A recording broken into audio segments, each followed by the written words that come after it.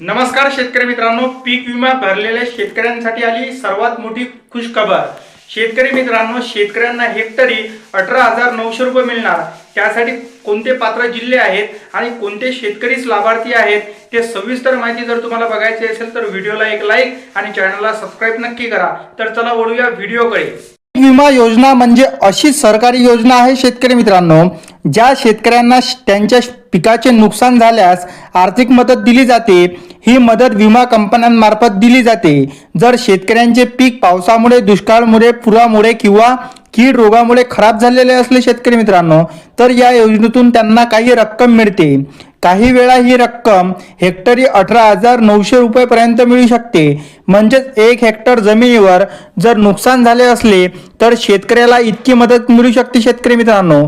पण ही रक्कम प्रत्येक पिकानुसार आणि नुकसान किती आहे त्यावर अवलंबून असते शेतकरी मित्रांनो। ही मदत मुख्यतः प्रधानमंत्री फसल विमा योजना आणि महाराष्ट्र सरकारची 1 रुपयात पीक विमा योजना या योजनेखाली मिळते।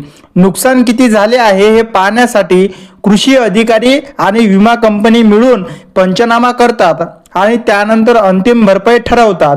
जर तुम्हाला या योजनेची अधिकृत माहिती हवी असेल तर तुमच्या जवळच्या कृषी कार्यालयात जा किंवा pmfby.government.in या वेबसाईटला भेट द्या शेतकरी मित्रांनो।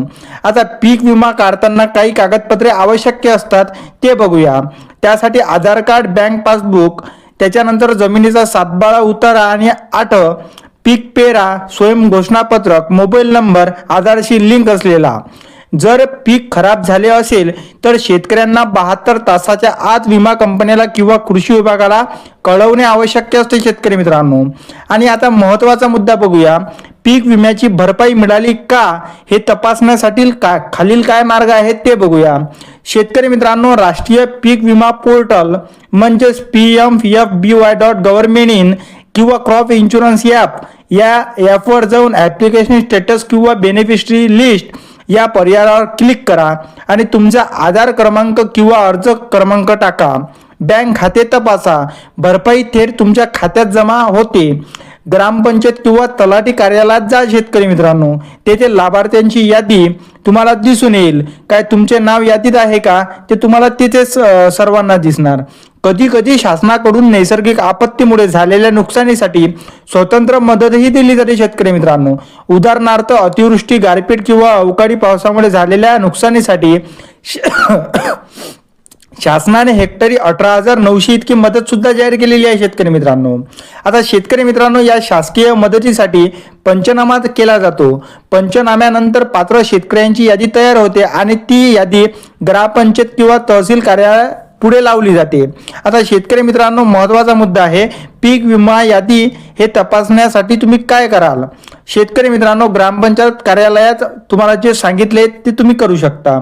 शेतकरी मित्रांनो, आता महत्त्वाचे म्हणजे जर तुम्ही पीक विमा भरलेला शेतकरी असाल तर तुम्हाला दोन्ही प्रकारची मदत मिळू शकते।